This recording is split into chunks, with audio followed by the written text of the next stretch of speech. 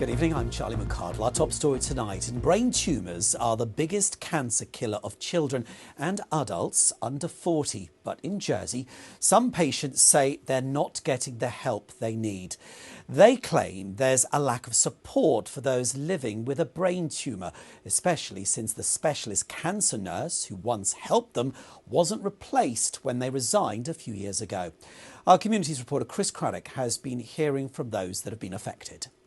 Looking for someone in the island who can answer some of their most pressing concerns. All the questions that you need to know the answers to be able to move on and start living a normal life again.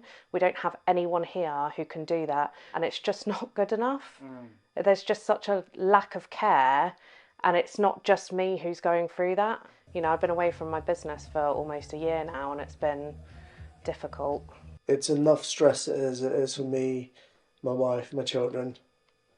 And not knowing what's going to be the next course of action or what the plan is, it brings a lot more stress upon us as a family as well. You okay, Dad? If I have to go in for the hospital, anytime I have to go in for bloods or appointments, they're always like, "Oh, where you going? You're not going to stay there, Dad." They're always like worrying that I'm not going to come back. The Jersey Brain Tumour Charity has long supported people like Sophie and Elvis and has seen the need for better care and support for years. Unfortunately, Jersey used to have a cancer nurse specialist who was responsible for people with brain tumours.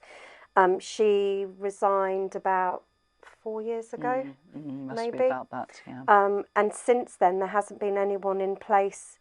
So I think that's where we're hoping to persuade the government to bring somebody in. Yes, I think that nurse would be wonderful to have back in order for us to have better communication and more joined up writing because our clients are left in a bit of limbo land at the moment. The Health Minister has met campaigners and the charity and says action is being taken. We're going to form a working group that's going to include the charity, one or two people that are affected by this. We're going to bring all the right parties together and start making collective, collaborative decisions as to how we handle this to improve matters. That the budget, if it goes through, will give us quite an uplift in a number of areas, and we can possibly utilise some of that in this instance. There's been a steady rise of people diagnosed with a brain tumour in Jersey in recent years.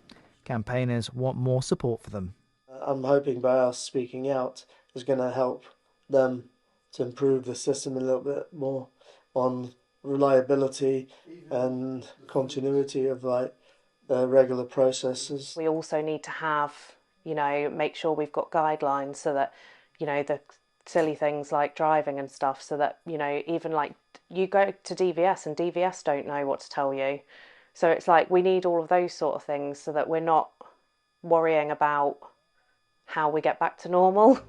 For Sophie and Elvis, the fight for better care continues, for they know what's at stake. Chris Craddock, BBC Channel Islands News, Jersey.